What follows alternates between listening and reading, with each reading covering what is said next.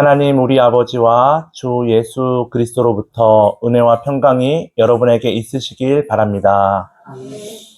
어, 제가 신대원 다닐 때 이제 학부 때도 신학을 공부하고 또 신학대학원에 들어가서도 또 신학을 공부하니까 좀 수업이 아는 내용도 많고 해서 좀 재미가 없었습니다.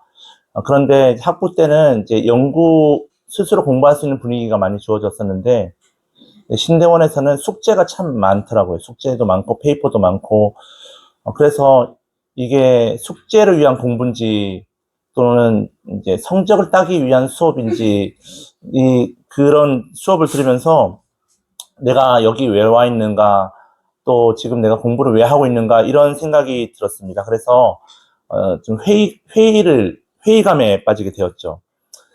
이 길이 내가 가야 될 길이 맞는가라는 그런 그 길에 대해서, 신앙의 길에 대해서 조금 방황을 하게 되었습니다. 그래서 그때 저보다 먼저 신대원에 간 친구가 저에게 책을 하나 사줬는데요. 이 책이 이제 스캇펫 박사가 쓴 아직도 가야 할 길이라는 아주 유명한 책입니다. 소장 가치가 있는 책이니까 여러분 꼭 한번 사셔서 읽어보시면 좋겠습니다. 길을 잃어버렸을 때, 신앙적으로 방황할 때, 위기가 찾아올 때 참 도움이 많이 되는 책입니다. 이 책에서 이 스캇펫 박사가 이렇게 말을 합니다. 삶은 문제의 연속이다. 우리 삶에는 기쁨도 있고 좋은 일도 많지만 문제의 연속이다라고 이야기를 합니다. 그리고 그 문제들은 감당하기 어려운 문제들, 내 힘으로 감당할 수 없는 그런 문제들이 끊임없이 제기가 된다는 것입니다. 그런데 그 문제와 고통을 두려워하면서 피하면은 피하는 순간, 그 순간은 괜찮겠지만 그 피함으로 인해서 내가 정신적인 건강을 해치게 된다. 이 스캇펫 박사가 이제 정신과 의사이기도 하고 또 신학자이기도 했거든요. 그래서 그것을 피하는 것이 해결이 아니라 문제 해결이 아니라 어떤 경우든지 문제를 정면으로 다뤄야 된다. 그 문제에 직면할 때에 내가 정신적으로나 또 영적으로 성장할 수 있다. 그렇게 이야기를 했습니다. 우리 삶을 살아가면서 때로는 우리 힘으로 감당하기 어려운 그런 문제를 만날 때가 있죠.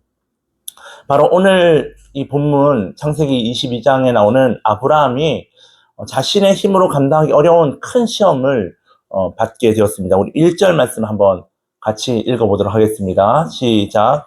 그 일 후에 아브라함을 시험하시려고 그를 부르시되 아브라함아 하시니 그가 이르되 내가 여기 있나이다. 처음 시작할 때 그 일 후에라고 말을 하죠. 21장에서는 이삭이 출생을 합니다. 이삭이 태어남으로써 하나님께서 약속하셨던 그 수많은 그 약속들이 이제 드디어 언약의 성취가 시작된 것이죠. 클라이막스, 이제 그것으로 해피엔딩으로 끝날 줄 알았는데 또 다른 사건이 시작되는 겁니다. 그래서 그 일 후에 하면서 새로운 시작을 보여주고 있죠. 그것은 무엇이냐면 하나님이 아브라함을 시험하신다는 겁니다. 아브라함아라고 하나님이 부르시자 아브라함이 내가 여기 있나이다 라고 대답을 하죠. 하나님께서 부르실 때마다 아브라함은 늘 하나님 앞에 서 있었습니다. 이 아브라함은 어디에 있든지 무엇을 하든지 늘 하나님의 말씀에 귀를 기울이고 그 말씀 앞에 서는 사람이었던 것 같습니다. 그래서 말씀하시자 바로 마치 주인이 부를 때에 종이 바로 옆에서 딱 나타나가지고 예 주인님 하고 대답하듯이 이렇게 이 아브라함은 하나님의 말씀을 늘 귀를 기울이고 그 말씀에 응답하는 그런 삶을 살았던 것 같습니다. 이제 하나님께서 아브라함에게 아브라함아 부르시는 이유가 있죠. 그것은 시험하시려고 부르셨다라고 말씀하고 있습니다.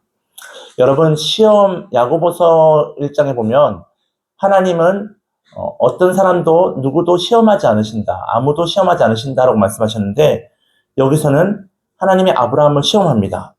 이 시험이 크게 이제 영어로 두 가지 단어가 있습니다. 유혹을 의미하는 temptation과 또 성장을 위해서 치는 테스트, 이 두 가지 시험이라는 단어가 있는데요.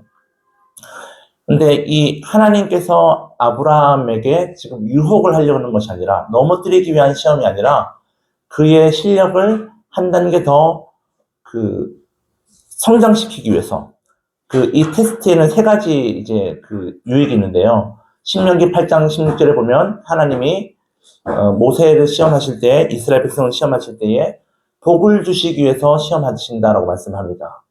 또 시편 66편 10절에서는 우리를 단련하시기 위해서 하나님이 시험하신다.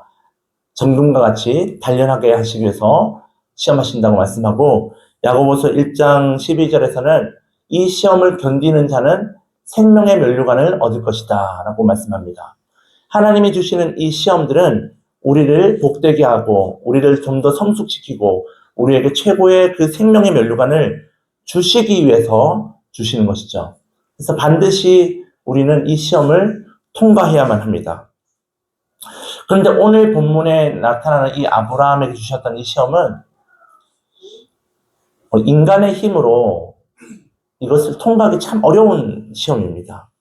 어떻게 보면 아브라함에게 주신 이 시험은 부당한, 하나님으로서 어떻게 그런 명령을 하실까라고 생각할 정도로 아주 부당한 시험이라고 볼 수 있습니다.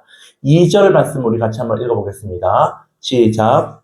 여호와께서 이르시되 내 아들 내 사랑하는 독자 이삭을 데리고 모리아 땅으로 가서 내가 내게 일러준 한 산 거기서 그를 번제로 드리라.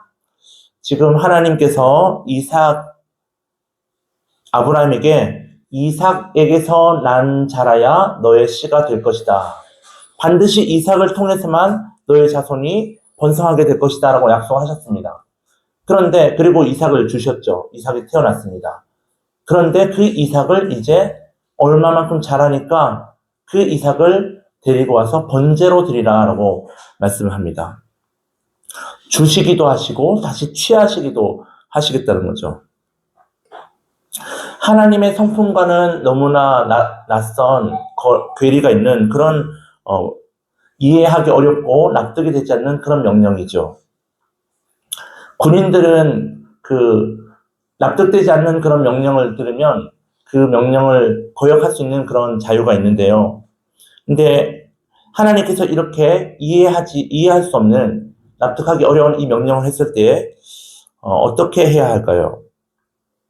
어려운 시험을 통과했을 때에 실력이 크게 향상되듯이 하나님은 이 아브라함을 믿음의 조상으로 세우시기 위해서 그 누구도 할 수 없는, 그 누구도 통과하기 어려운 가장 힘든 최고의 시험을 이 아브라함에게 주신 것입니다.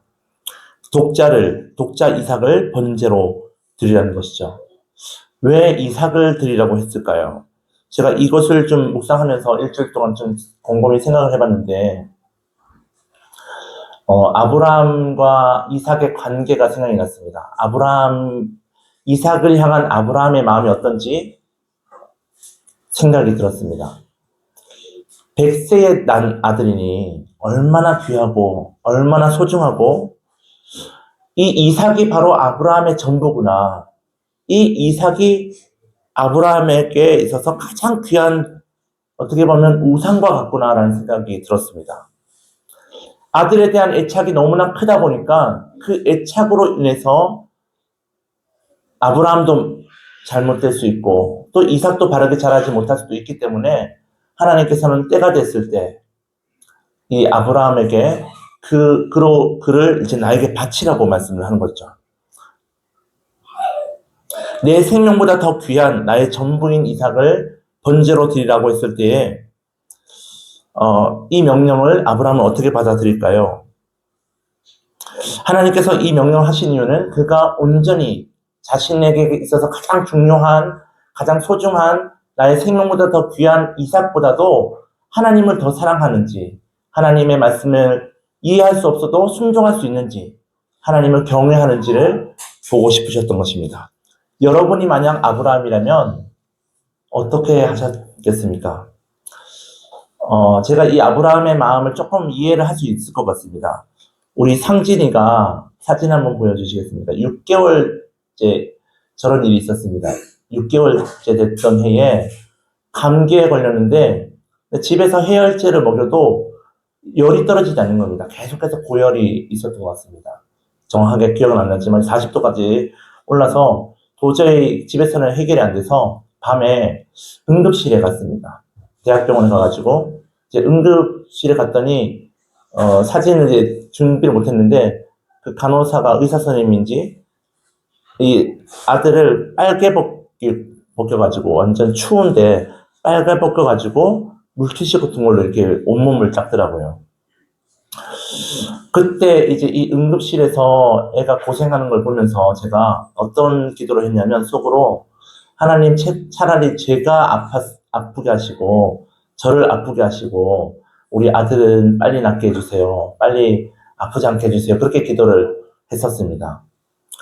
이렇게 아들이 감기만 걸려도 마음이 아픈데 근데 이 100세 낳은 이 아들 독자 그 이삭을 번제로 드려라 죽이라고 하니 얼마나 마음이 무너지고 얼마나 괴로울까요?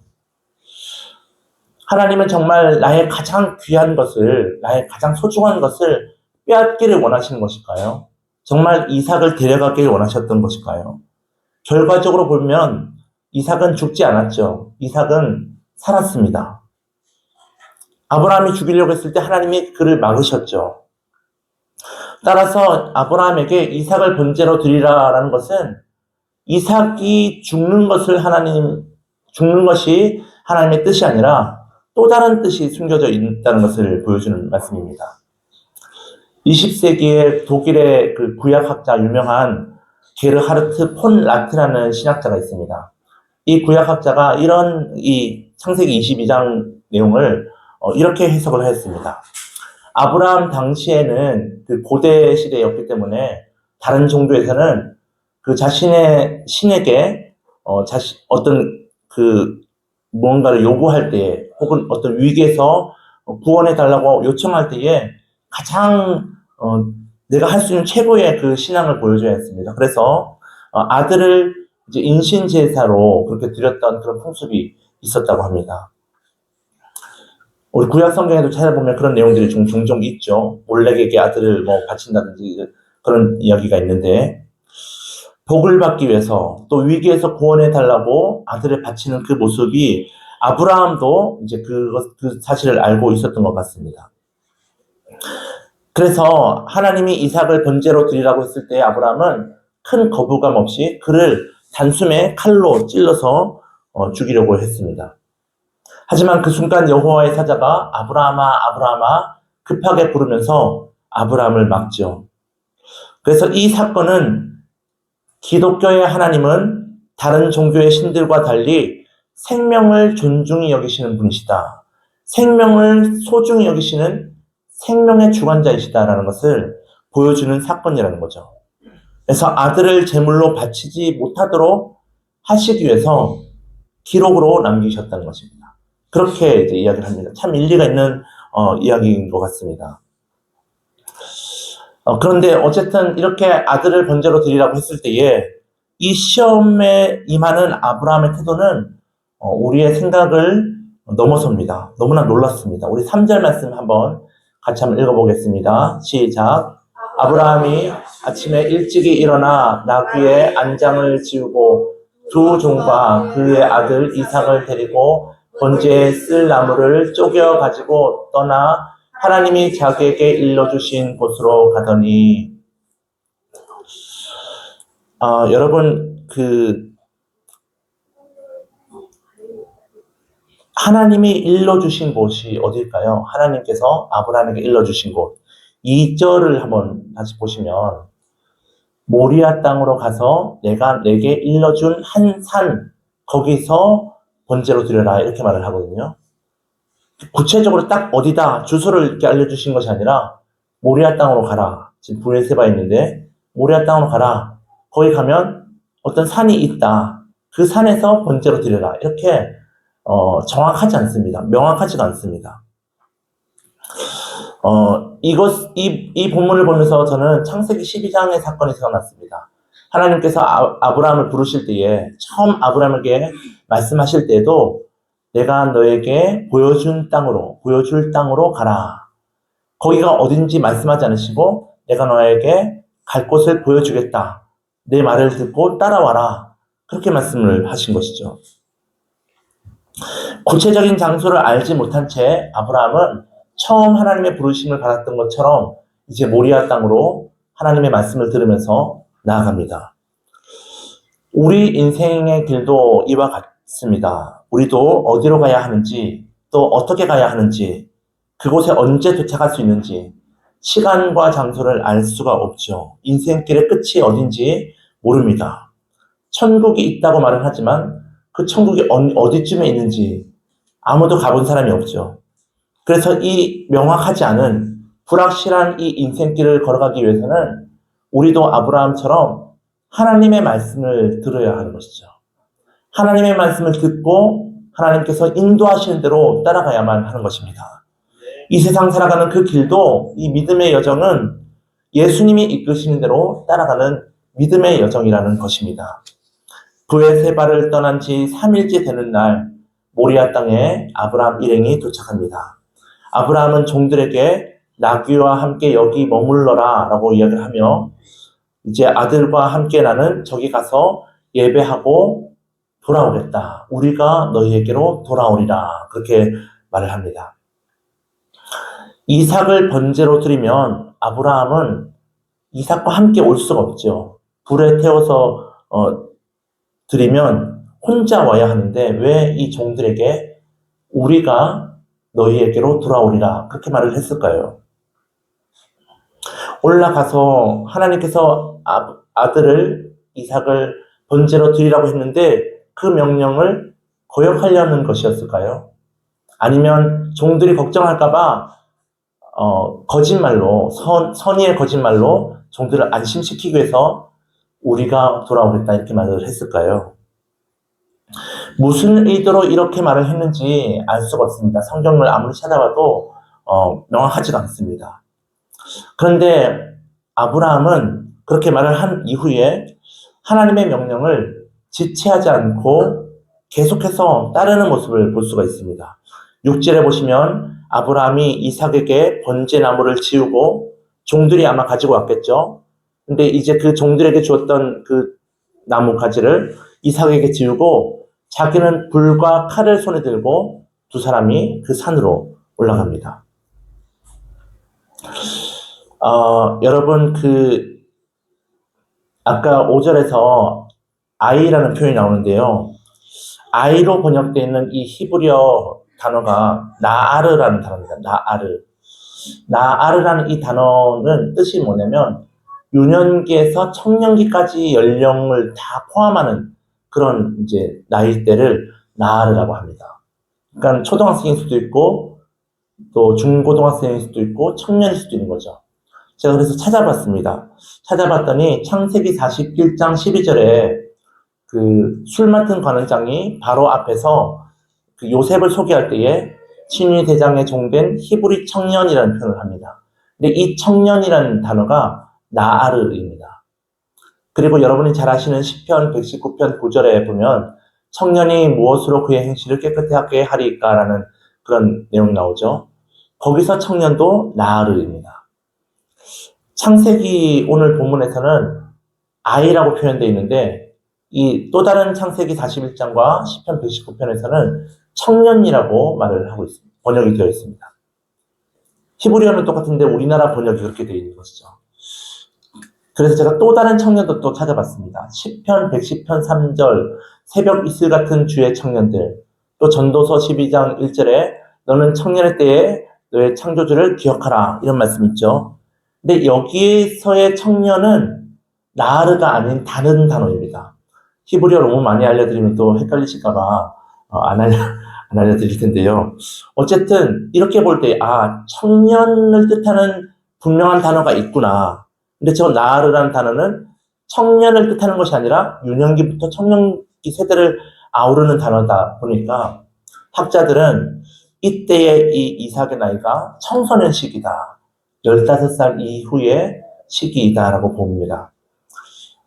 그 이스마엘을 내쫓았을 때에 그 이삭이 젖됐을 때 나이가 4세에서 5세 정도라고 말씀드렸죠, 지난주에.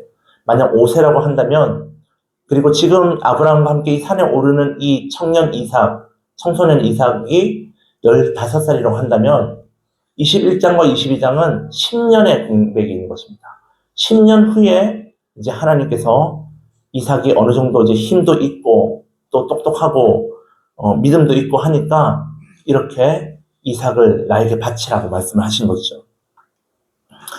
등산하다 보면 여러분 등산할 때 어떠십니까? 숨이 차지 않습니까? 뭐 이렇게 좀 가파르지 않은 길은 옆 사람과 대화하면서 갈 수 있지만 좀 가파른 길은 거기 올라가느라고 대화하기가 어렵습니다.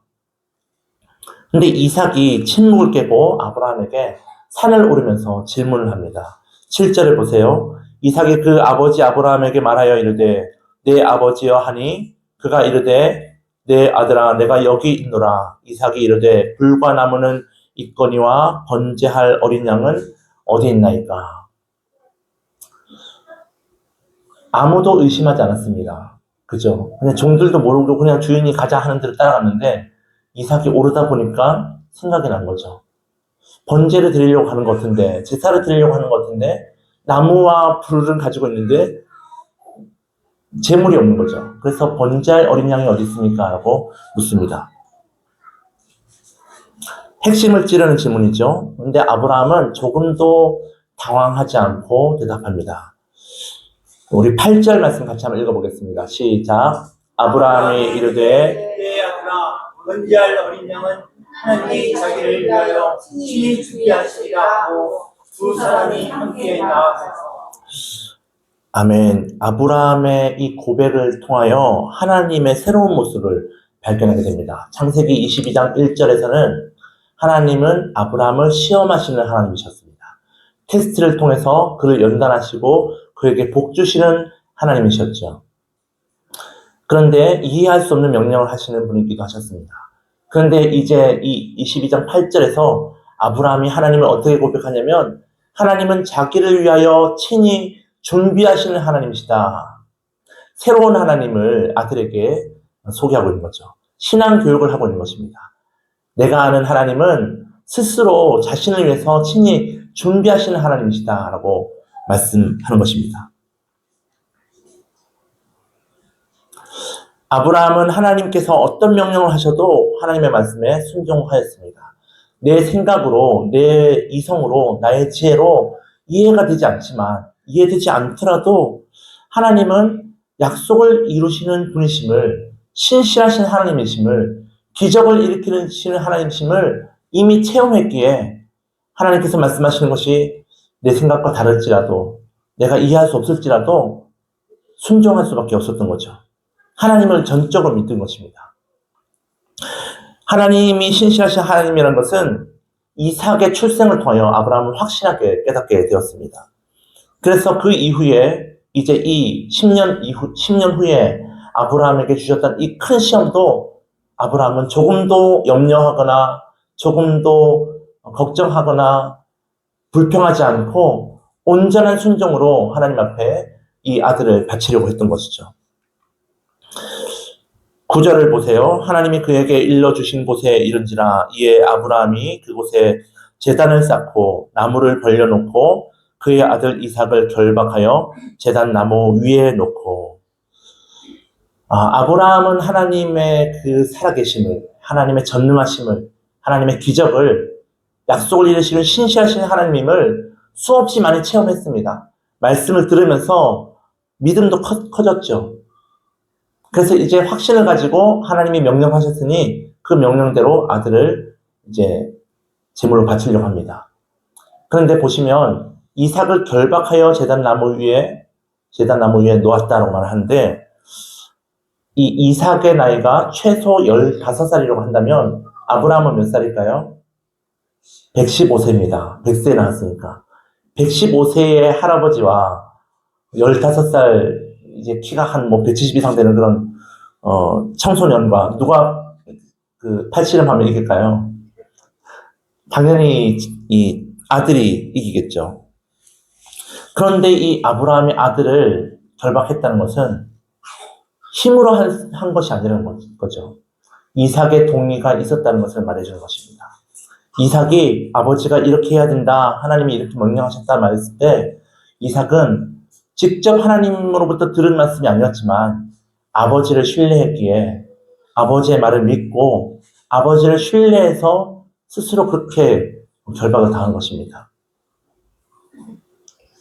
자신의 목숨이 위태로울 수도 있는데, 내가 죽을 수도 있는데 그렇게 순순히 아브라함의 말에 순종하는 그 모습을 보면 이 이삭의 믿음도, 이삭의 순종도 아브라함 못지않은 아주 대단한 그런 모습이라고 할 수 있습니다. 이제 이삭을 결박하고 칼로 아들을 잡아 죽이려고 내려 꼽는 그 순간 여호와의 사자가 하늘에서 아브라함아 아브라함아 급하게 2번 부릅니다. 그러자 아브라함이 멈추고 내가 여기 있나이다라고 응답을 하죠.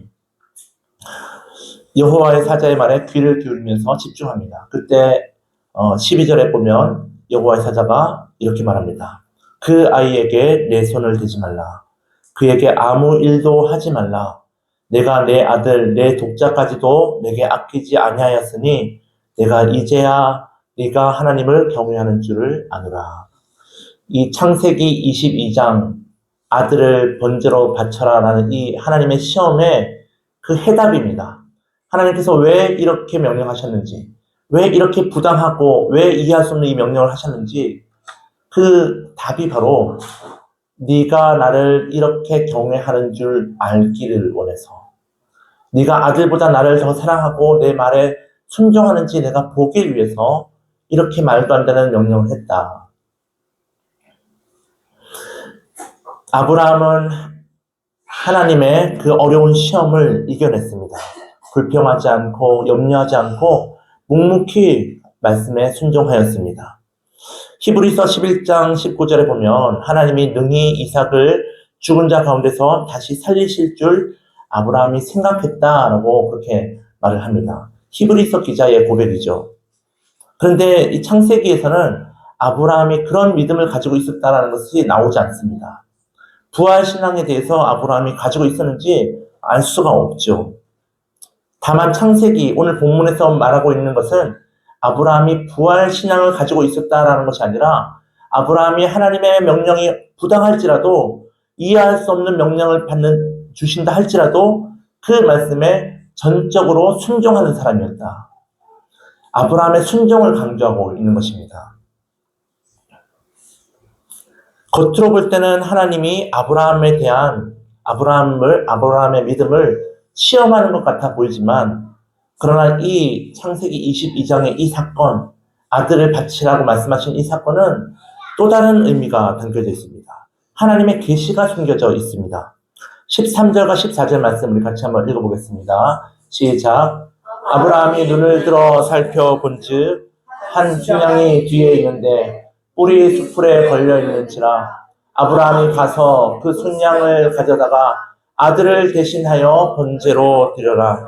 아브라함이 그 땅 이름을 여호와 이레라 하였으므로 오늘날까지 사람들이 이르기를 여호와의 산에서 준비되리라 하더라. 아멘. 사실은 그 12절의 말씀이 클라이막스라고 할 수 있습니다. 클라이막스를 정점을 찍고 네가 이제야 하나님을 경외하는 줄 아노라 하나님께 인정을 받게 되죠. 그 다음에 이제 13절과 14절은 이제 하나님께서 그 아브라함의 모습을 보고 은혜를 베푸시는 장면입니다. 숫양이 뒤에 보니까 그 뿔이 숯불에 걸려 있었습니다. 숯불은 쓸모없고 또 길을 걸어가는데 방해하는 방해물이죠. 그래서 필요 없는 그런 존재 같아 보이지만 그 필요 없는 불필요한 아무짝에 쓸모없는 그 숯불에 순양의 뿔이 걸려 있었습니다. 우리 인생길에도 숯불을 만날 때가 있죠. 이런 고난은 없었으면 좋겠는데, 이런 시험은 좀 없었으면 좋겠는데, 이런 힘든 것은 좀 피해갔으면 좋겠는데, 왜 나에게 자꾸 이런 어려움이 오고 왜 이런 고난이 오는 걸까? 불필요하고 방해가 되어서 피하고 싶지만 하나님은 그런 것들 통해서도 하나님의 일을 이루십니다. 우리에게 더 큰 은혜를, 숨겨진 복을 주시기 위해서 하나님이 때로는 우리 눈에는 필요 없는 것 같아 보이는 그런 존재 가치 없는 수풀을 때로는 허락하는 것이죠. 하나님은 이삭이 죽기를 원치 않으셨습니다. 그래서 이삭을 대신할 번제할 양, 숫양을 친히 미리 준비해 주셨습니다.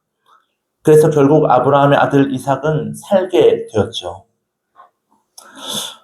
아들을 대신하여 죽은 이 순양은 온 인류를 대신하여 십자가에서 죽으신 예수 그리스도를 예표하는 것입니다. 하나님은 아브라함의 독자 이삭을 살리셨지만 그러나 자신의 아들 예수 그리스도는 십자가에 죽게 하셨습니다. 십자가에 못 박히신 그 아들을 바라보시는 하나님 아버지의 마음은 얼마나 아프셨을까요? 이삭이 아버지 아브라함의 말에 순종해서 결박당한 것처럼 하나님의 아들 예수님도 스스로 자원해서 아버지의 그 뜻에, 아버지의 마음을 너무나 아셨기에 그 뜻에 온전히 순종하신 것입니다. 그래서 자신을 내어주심으로써 아버지의 뜻을 온전히 이루신 것이죠. 하나님 아버지께서 독생자 예수를 십자가에 못 박게 하시고 그리고 온전히 그 생명을 우리에게 내어주신 것은 우리의 죄와 우리의 모든 허물을, 죄와 사망에서 우리를 구원하시기 위해서 십자가 사랑으로 우리를 구원해 주신 것입니다. 죄가 너무나 크기 때문에, 죽음의 권세가 우리를 사로잡고 있기 때문에 우리의 힘으로는 이것에서 벗어날 수 없기에 우리의 생명 대신 하나님의 아들 예수님을 십자가에 달려 죽게 하신 것입니다. 끊임없이 죄와 죽음이 우리를 사로잡을지라도 우리가 거기에 넘어가지 않는 것은 하나님께서 이미 예수님의 그 십자가 사건을 통하여 우리를 건져내셨기 때문입니다. 이삭이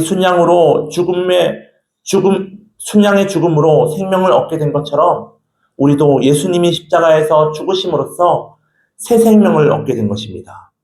그래서 이제 우리는 죄에 대하여 죽고 예수님과 더불어 새 생명을 누리며 살아가야 합니다. 아브라함은 말씀에 순종함으로써 하나님의 놀라운 역사를 체험하였습니다. 그의 시험은 하나님의 계획 안에서 이루어진 하나님의 시험이었습니다. 그리고 이 시험을 통하여 하나님께서는 바로 너희는 나를 위해서 무엇을 할 수 있느냐? 나는 너희를 위하여 사랑하는 독자 아들을 너희에게 내어주었다. 우리를 향하신 하나님의 사랑을 보여주시기 위해서 이런 것들을 말씀하신 것입니다. 여호와 이레, 여호와께서 보신다는 뜻입니다. 여호와의 산에서 준비되리라. 이 말씀은 여호와의 산에서 보게 되리라 라는 말씀입니다. 하나님은 우리를 보고 계십니다. 우리가 무엇을 하든지 어디에 있든지 우리를 지켜보시고 우리를 돌보십니다. 아브라함처럼 말씀을 듣고 그 말씀에 순종하여서 여호와 이레의 하나님, 우리를 보시고 우리를 돌보시고 우리를 위하여 은혜를 준비하시는 하나님을 만나고 하나님의 구원의 은혜를 체험하며 살아가시는 저 여러분 되시기 바랍니다.